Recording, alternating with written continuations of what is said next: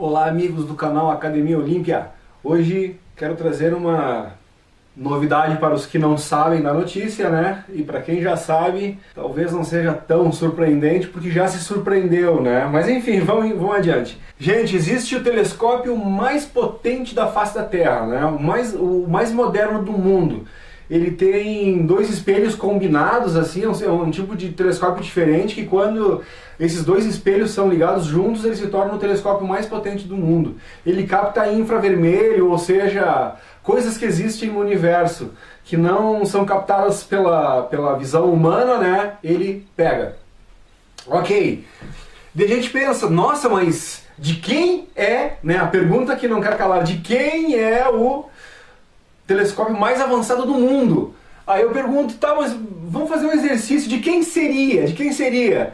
Acho que se saísse fazendo uma enquete nas ruas, provavelmente, eu acho que uns, sei lá, é difícil dizer, mas eu acho que uma grande maioria diria em primeiro lugar, é da NASA. Depois outros diriam, se não é da NASA, é do governo americano. Se não é do governo americano, é dos russos, é dos chineses, é dos japoneses. Não, gente, é do Vaticano. E o nome desse telescópio, entende? Então assim, ó, o fato de o Vaticano ter o telescópio mais potente do mundo, já te pergunto, mas por que o Vaticano quer o telescópio mais potente do mundo, né? O mais avançado, o mais caro. E daí então isso já te deixa com a pulga atrás da orelha. Aí vem a segunda pulga atrás da orelha, que é para complicar mesmo o negócio, né? O nome do telescópio, dado pelo pessoal do Vaticano. O nome do telescópio é, pasmem, Lúcifer. Aí começa a ficar bastante interessante, né? Os caras só falam do Vaticano, mas meu, eles dão motivo, né? Vamos combinar que eles dão motivo. Pois bem, então de um tempo pra cá, é sabido já, né, o pessoal do Vaticano vem com essa questão de admitir a vida extraterrestre, porque vão combinar, não dá mais pra esconder, e é por isso que a gente tá fazendo esse programa de hoje aqui. Esse Papa argentino, ele falou também, né, que ele vai abençoar esses extraterrestres, né, que são os nossos irmãos cósmicos. Então agora tá tudo certo. E é verdade, gente, são nossos irmãos cósmicos, né? Só que... Ok, vamos começar a entender esse imbróglio todo aí, né, gente? Esse telescópio levou 8 anos para ser construído. Ele é um dos projetos mais ambiciosos na área, mais ambiciosos do mundo na área, em que diz respeito à observação interespacial e coisa e tal, né, intergaláctica que seja, e exploração do universo, né, gente? Então, e o Vaticano se envolvendo com isso. Eu recém fiz um programa aqui falando das denúncias contra o Vaticano, da Karen Houdes, dos esqueletos de Homo capensis que foram encontradas lá. Então, assim, ó, é muita informação que vai levando todos nós para uma mesma conclusão, né? Ou seja, eles sempre souberam da existência de vida extraterrestre, e aí tu pergunta, mas se eles sempre souberam, e agora nós vamos falar algumas coisas, né, que vai ficar evidente, vai ficar claro. Não, mas tu consegue provar, como alguns dizem, não, eu não consigo provar. Mas realmente, pessoal, realmente os indícios são muito fortes, de muita coisa. E eu não sou nem advogado de defesa de ninguém e nem promotor de acusação de ninguém. Eu jogo fatos. É inegável em alguns momentos que eu sou, né, que eu me sinto livre no meu direito de omitir opiniões de algumas conclusões que eu tiro a partir das informações que eu tenho, tá ok? Só que isso é um direito que cada um tem de expressar.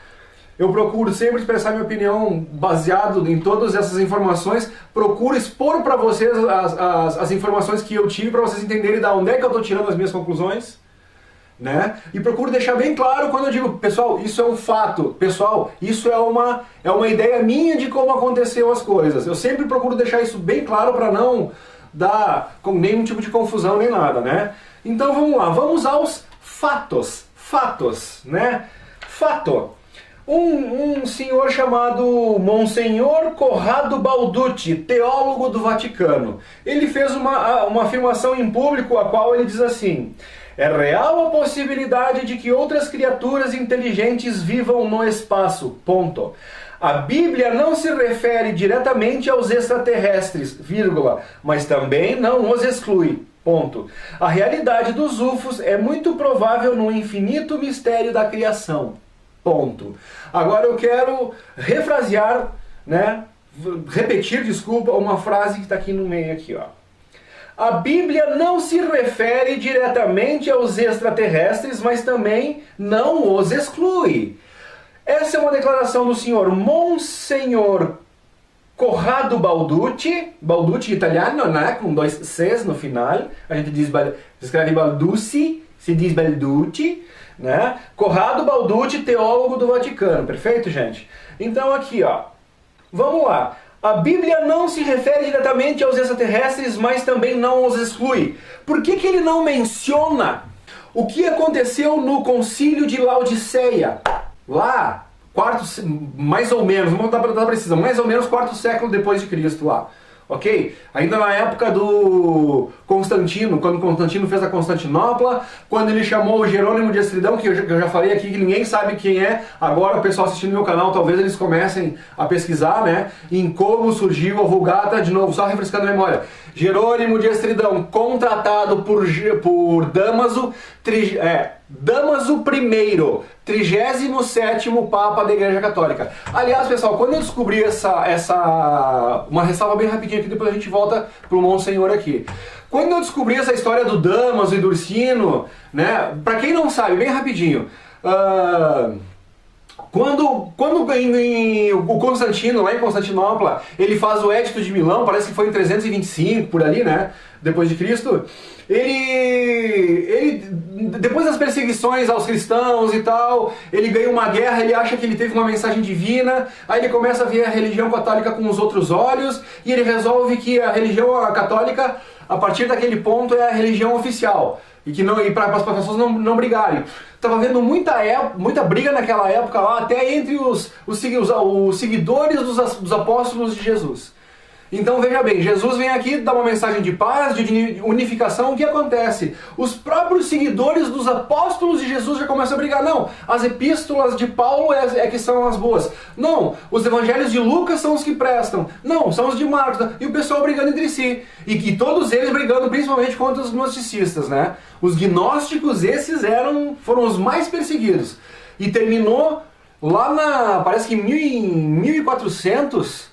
né? Terminou a história dos gnósticos ali com o último reduto dos cátaros no castelo de Montségur, no sul da França, nas montanhas dos Pirineus. Lá tem a história que conta como os cátaros foram extintos. O que eram os cátaros? Eram os remanescentes dos gnósticos. Talvez eles tenham mudado de nome porque a perseguição era ferrenha, tanto que não adiantou nada. Acharam os caras, extinguiram os últimos, né? E os gnósticos, o livro dos gnósticos, os ensinamentos dos gnósticos foram outras informações que também foram consideradas apócrifas e também foram extraídas do cânon bíblico, né? Mas o livro do Enoque, por isso nós estamos falando do concílio de Laodiceia, tá? Que foi feito lá naquela época lá, quando Constantino... Desculpa, eu divago muito e perco as informações. Então tá, Constantino faz o Edito de Milão porque o pessoal tá brigando, aí ele... Depois tem o concílio de Nicéia também, onde vem mais de 300 bispos de todas as entidades religiosas que tem ao redor do Império Romano naquela época lá. E o Constantino, ele quer com isso que se chegue a um acordo comum e que parem com as brigas, né? Então eu não sei se a ideia era manter o controle generalizado ou se ele realmente queria, num lampejo de lucidez e de iluminação espiritual, talvez ele quisesse que as pessoas, né, porque o Edito de Milão diz que as pessoas têm liberdade para seguir a sua crença conforme eles querem. Então é uma atitude meio engraçada isso aí, mas enfim, o que acontece é que ele promove esses concílios, só que o resultado desses concílios é que fica meio assim, é que nem, imagina assim, um presidente bom, ok? Olha só a alusão. Um presidente bom assume um país e chama todos os ministros, deputados, a classe política inteira, né? Que é os que legislam, os que fazem as leis, os que determinam a vida dos cidadãos daquela localidade, ok? E daí ele reúne essa galera e diz, gente, vamos fazer aí um código de leis aí para que as pessoas possam, né, que a gente possa melhorar a vida das pessoas. Então talvez ele esteja bem intencionado. Qual é que é o problema? O problema é essa cobraiada que ele reúne ali embaixo e que está totalmente contaminada, são corruptos, são podres, estão interessados nos seus próprios interesses. E aí não dá, né, gente? E aí vocês vão dizer, não, tu tá viajando, nunca vi disso. Nunca vi disso? Política brasileira, nunca vi disso.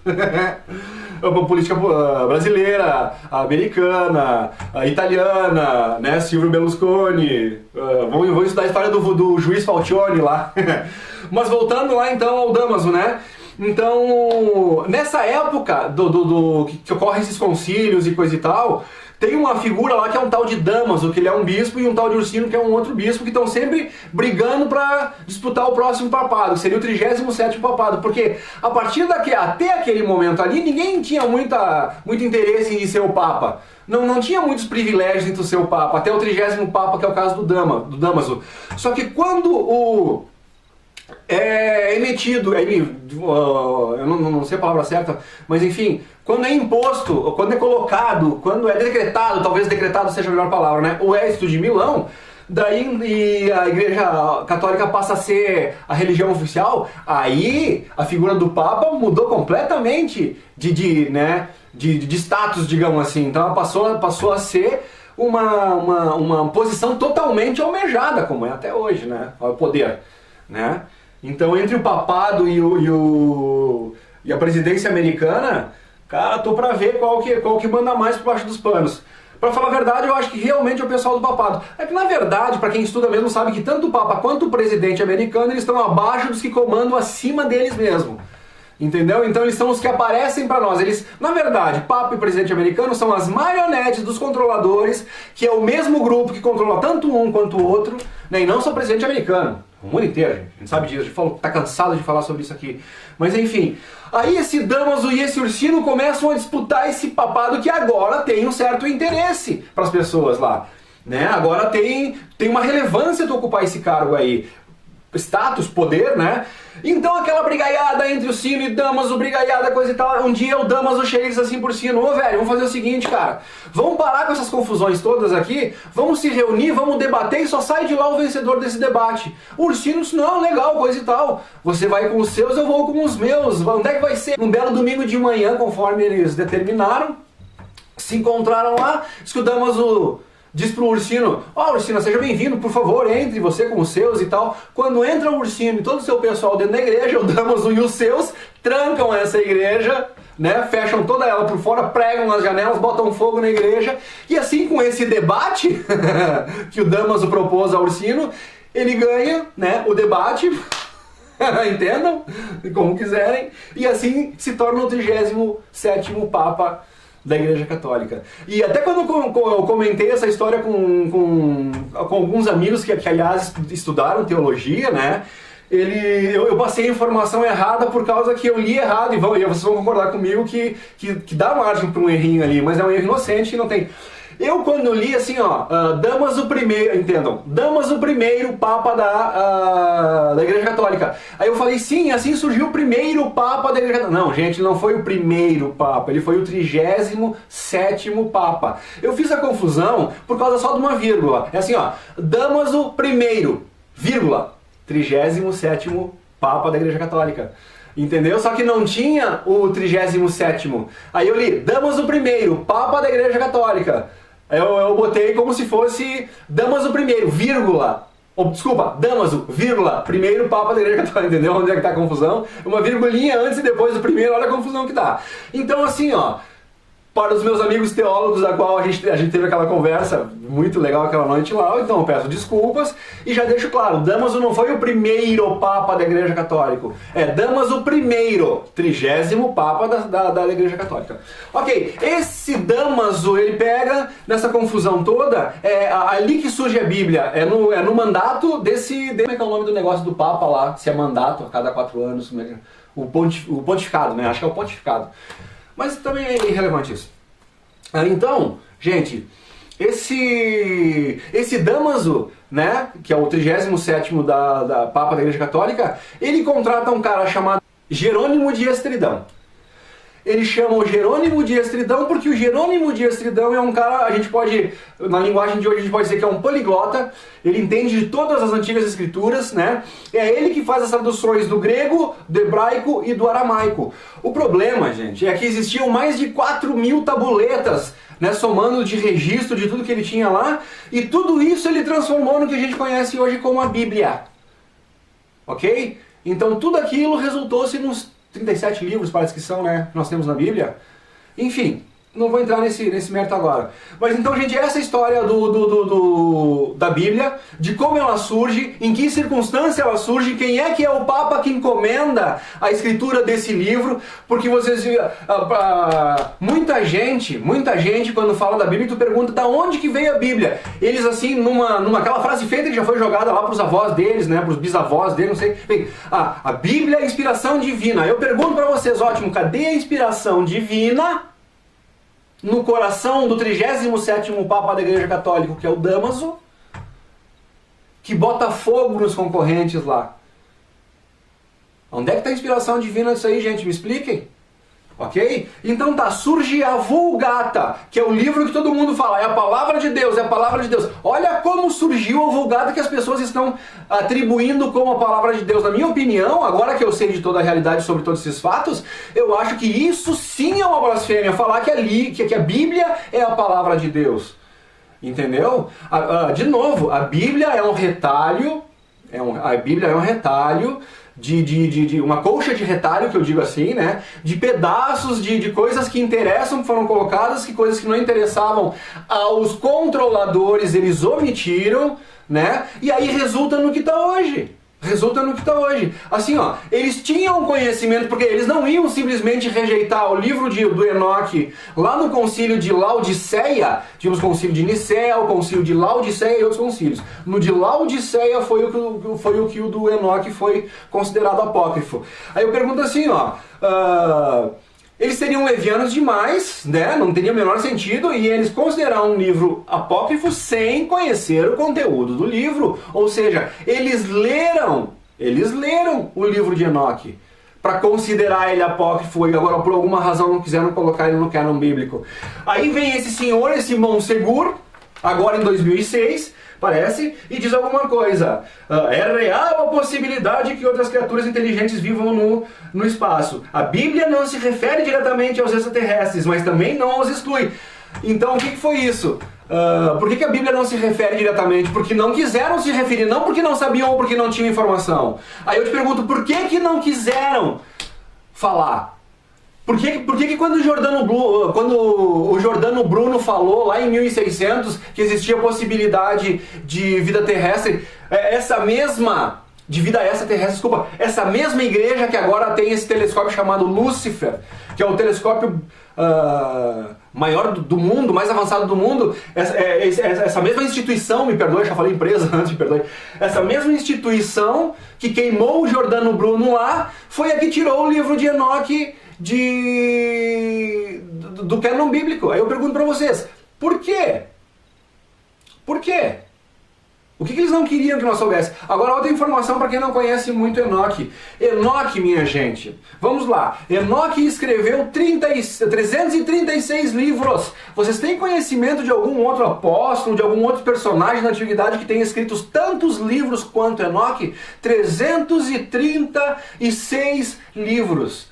E se não me engano, um louco da cabeça, né, um desses lunáticos chamado Naboassar, Imperador Naboassar, ele destruiu 334 dos livros do Enoque, entre diversas outras informações, né?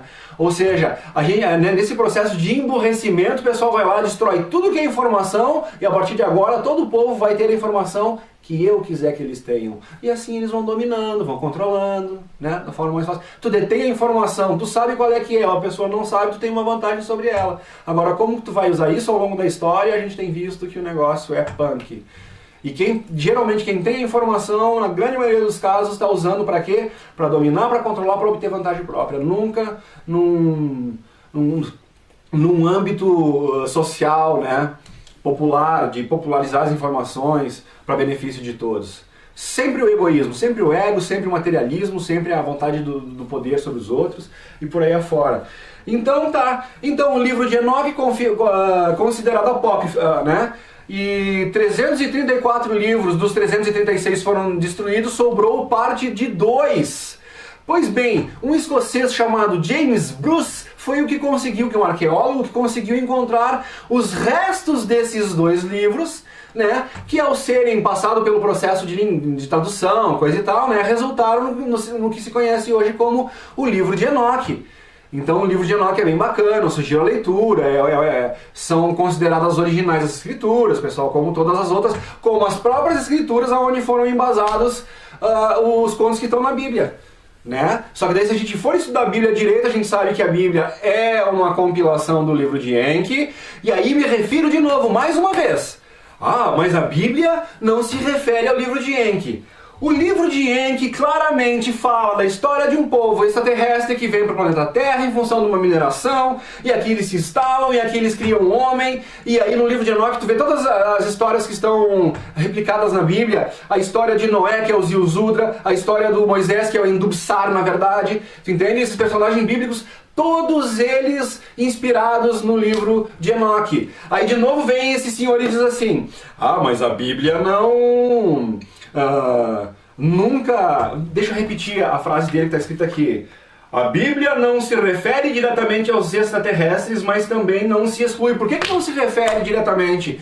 De novo, se eles tiraram do livro de Enoque todas as escrituras sobre... do livro de Enoque não, me perdoem, do livro de Enki. Eles tiraram todas as escrituras a respeito do dilúvio, da história de Moisés, né? Das tabuletas cuneiforme, da história da criação do homem, da história de Torre de Babel. Vai ver lá no livro de Enki. A Torre de Babel, eles chamam Babel de Babil, Babil de Babilônia, que é da onde é tirado Torre de Babel, Torre de Babil, Babilônia, que é o reduto onde o Marduk mandava no final da história dos Anunnaki, lá pra quem já leu o livro, né? Ok, então, pergunta, por que todos os outros casos, né, quase, eu diria, 80% do livro do Enki, ele tá meio machadado, né, como a gente chama, mutilado, ele está ali mutilado na Bíblia. Por que eles não colocaram a parte dos viajantes do tempo que vêm de fora, que se instalam, que constroem as pirâmides, que fazem o lugar dos carros, que existem as naves celestiais, que trouxeram o trigo, trouxeram o gado, trouxeram a ovelha, ensinaram o pastoreio, ensinaram o cultivo,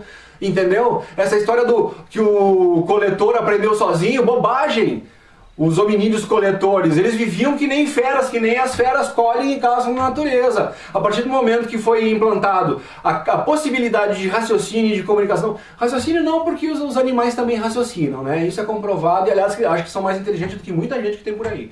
Mas, enfim, a questão do raciocínio não, mas a questão da comunicação. Aí, sem querer, né, devagar demais, ser tangencial demais, mas aí já entra a questão científica do elo perdido, onde é que está que a gente passa de hominídeo para homo sapiens que eles não encontram. De onde é que vieram os cromossomos, os genes da fala que o homo sapiens tem que o hominídeo não tinha?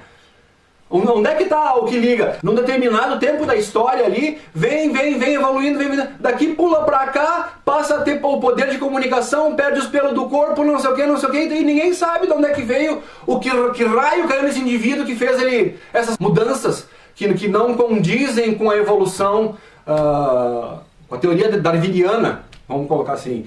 Então tu vai lá, tu lê o livro de Enki e o Enki explica tudo, essas paradas aí. Então tu junta tudo que tu tem de ciência, que não era explicado. Tu lê o livro do Enki e tu começa a entender todos os links. Aí vamos cair na questão da religião, porque ciência e religião tem que andar junto, ok? E a gente vem lá e vem as declarações do Vaticano que eles estão fazendo agora. Agora vamos olhar com coerência o que são os discursos, que são as atitudes. Pois bem, a Bíblia não se refere nem exclui, mas se tu tem essa compreensão tão clara hoje, por que a necessidade em 1600, né? Isso, gente, são 1200 anos depois do concílio de Nicéia, que foi lá no 4º século, mais ou menos, depois de Cristo, onde eles tiraram as, né? Aí ali vocês estavam queimando, vocês, eu me digo, o pessoal da Igreja Católica, vocês estavam queimando as pessoas na fogueira, porque eles estavam sugerindo a hipótese de que existia vida extraterrestre. Eis a história de Giordano Bruno. 1600, primeiro cara queimado numa fogueira pela Inquisição. Qual foi o terrível crime que ele cometeu? Suspeitou que existia vida fora da Terra.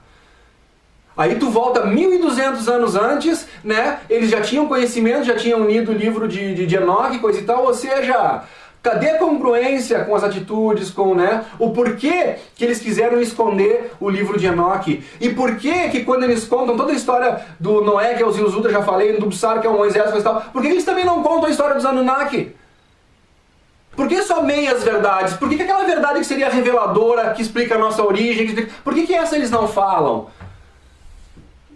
Aí eu vejo os porquês, eu quero assim, ó, Luciano, essa tua pergunta, isso é porque isso é porque isso. Respondam pra mim, quem entende, quem tiver argumentos, por favor, com educação, ok? Diz, ó, Luciano, estou rebatendo o teu argumento dessa forma, dessa forma, dessa forma. Trago informações como eu estou levando essa pra vocês. De novo, não acreditem em mim, pesquisem. Por que o telescópio mais potente do mundo é do Vaticano? Não é da NASA, não é da CIA, não é da KGB, não é dos japoneses, não é dos russos, é do Vaticano. Hã? Tá? Por que o nome desse telescópio é Lúcifer? Hã? Por que a cabeça do auditório, o auditório do Papa parece com uma cabeça de cobra? Por que parece que agora eles mudaram, ok? As últimas imagens que eu vi da poltrona do Papa argentino lá estão com uma poltrona normal, não é mais aquela poltrona com a cruz invertida. Mas até a época do João Paulo II tá lá a foto para quem quiser ver. Entendeu? Aí eu, de novo, por quê? Porque né? Lúcifer eles representam como diabo, coisa e tal, aí tu pode olhar na internet lá, tu vai ver o pessoal abrindo um desses eventos com o Papa, com todos os cardeais e tal, e o cara tá fazendo uma canção em latim, e cara, eu não sou expert em latim, gente, mas pelo que tu vê ali, parece notoriamente, mesmo sem saber latim, que é tipo um hino a Lúcifer. Lúcifer, não sei o que o cara cantando lá, aqueles cantos tipo canto gregoriano, né? E aí tu pergunta, cara, o que tá acontecendo, meu? O que tá acontecendo? Será que era uma peça com diversos atores, pegaram um sósia do Papa, colocaram lá, pegaram um cantor profissional de ópera, botando lá pra dizer, olha que é o Vaticano fazendo, e se fosse verdade, cadê o Vaticano pra vir a público dizer, não, isso é mentira, não é verdade, esse cara não é da nossa congregação, nunca esteve aqui. Esse cara, esse cara aqui é um clone do Papa, não é o verdadeiro Papa. Por que não aparece o Papa verdadeiro dizendo, olha, não era eu que estava lá? Tu não vê, então, o que está acontecendo? O que está acontecendo? O que está acontecendo, gente? Ok?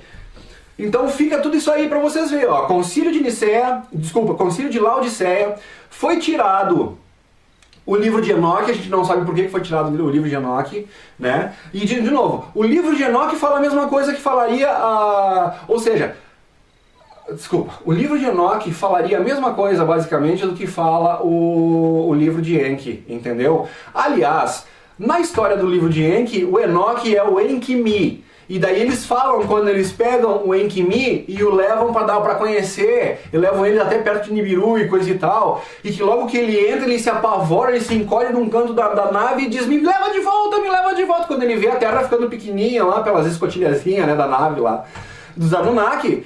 E daí assim, ó, só que no livro de Enoque ele relata tudo isso porque ele é o cara que se encolhe e pede para ser levado de volta, né? No caso do livro de Enki, ele é um personagem, no caso do livro de Enoque, ele é o protagonista. Então são dois relatos da mesma pessoa, né? Então o Enoque bíblico é o Enki-Mi sumério, ok? Agora olha que interessante, né? Nós temos mais um detalhe para vocês ficarem com a pulga atrás da orelha. Qual é o personagem bíblico que é bem famoso por ter vivido mais? É o Matusalém. A propósito, em sumério é Matushal, ok?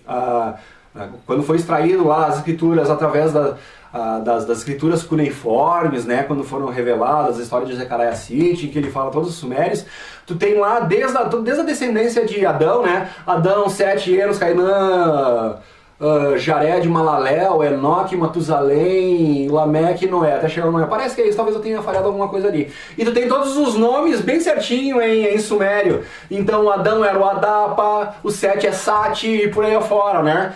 E algumas diferenças. Quando chega no Matusalém é o Matushal. Quando chega no Enoque, aliás, o Enoque é pai do Matusalém. Aliás, é isso que eu queria dizer. Enki-Mi, pai de Matushal, Enoque, pai de Matusalém. Matusalém é o personagem que mais viveu na face da Terra de longevidade.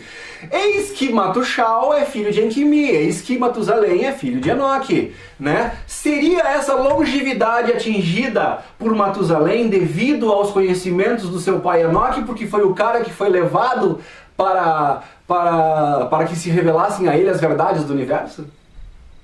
Fica aí a pergunta, pessoal. Entenderam? Então vem o Matushal, que é o Matusalém, depois vem o Lameque, que é o filho dele, depois vem o Noé, né? Que na verdade é o Ziusudra. Em sumério, o Lamé, que na Bíblia a gente chama de Lameque, parece que é com Q mudo, né? Ou é com C mudo, não sei, mas é Lameque, uma coisa assim. Em sumério é Lumac, L-U-M-A-C-H, né? Então tudo é meio parecido, né? Matusalém, Matushal, Lameque, Lumac, Enoque, Enquimi. Agora quando chega no Noé, Ziusudra. Aí eu não sei no que eles... Mas enfim, né? Vai saber os propósitos bíblicos. Talvez eles quiseram distanciar bem o nome para parecer que não tem nenhuma relação com o cara dos escritos do livro de Jake.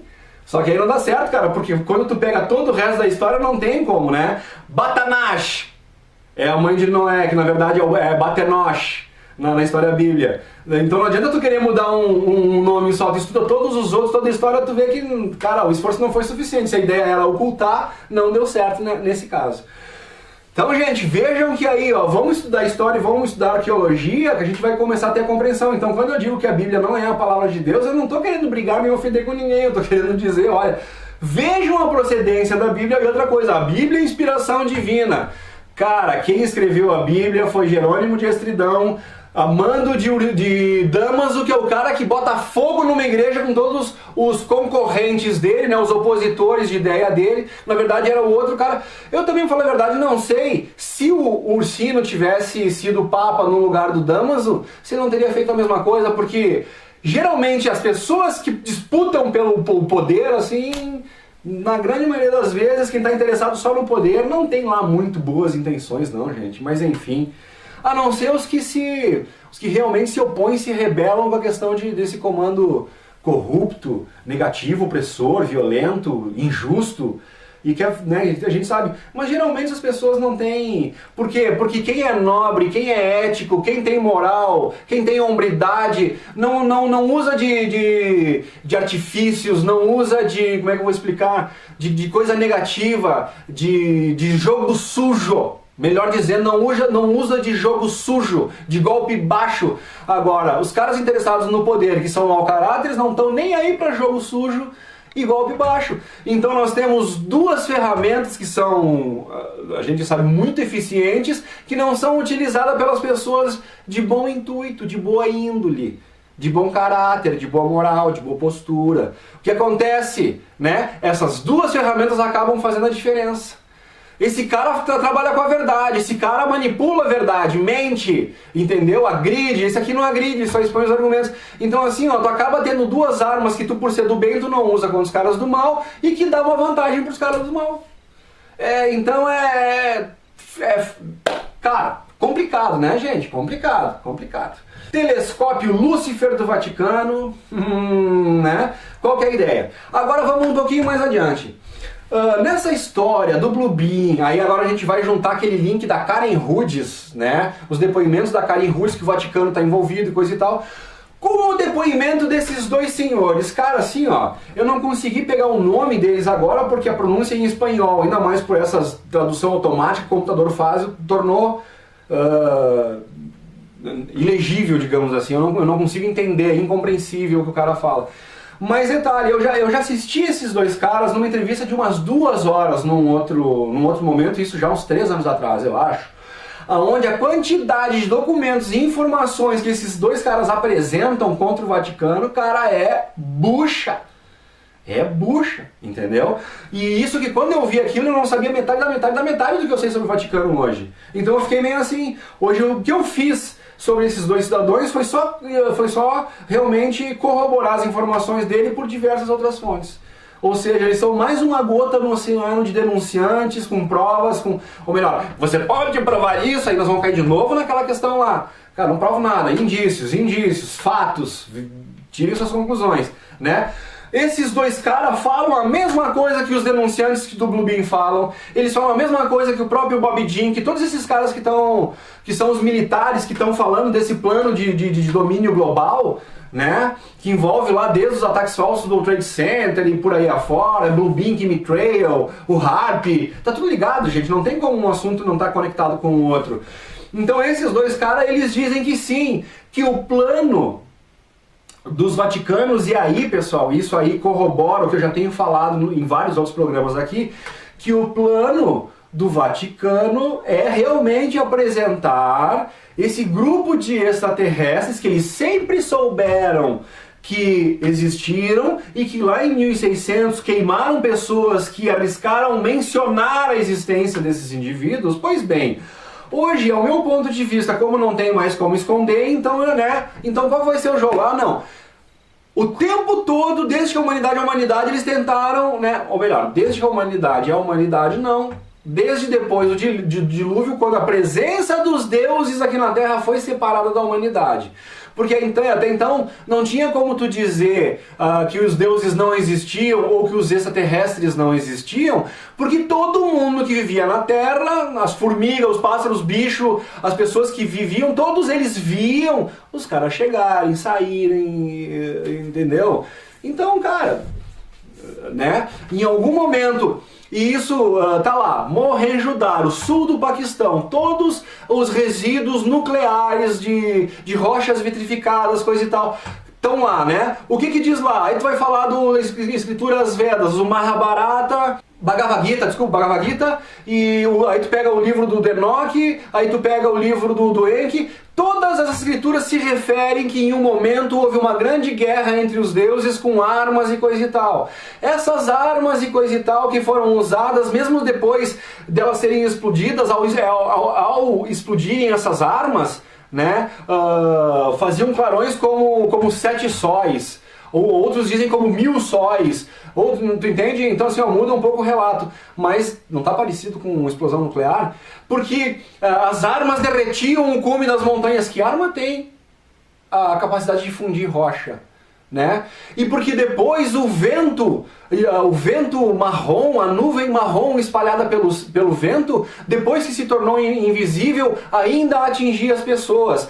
Porque ela entrava, não houvesse grossura de porta de pedra que impedisse, não havia ferrolho que impedisse a entrada desse ar envenenado e que matavam as pessoas como mosca no interior de suas casas. Os que saíram à rua e empilharam seus cadáveres. Os que se esconderam no refúgio de seus lares morreram envenenados.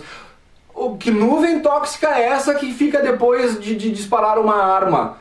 Não é o relato igualzinho que aconteceu em Nagasaki e Hiroshima?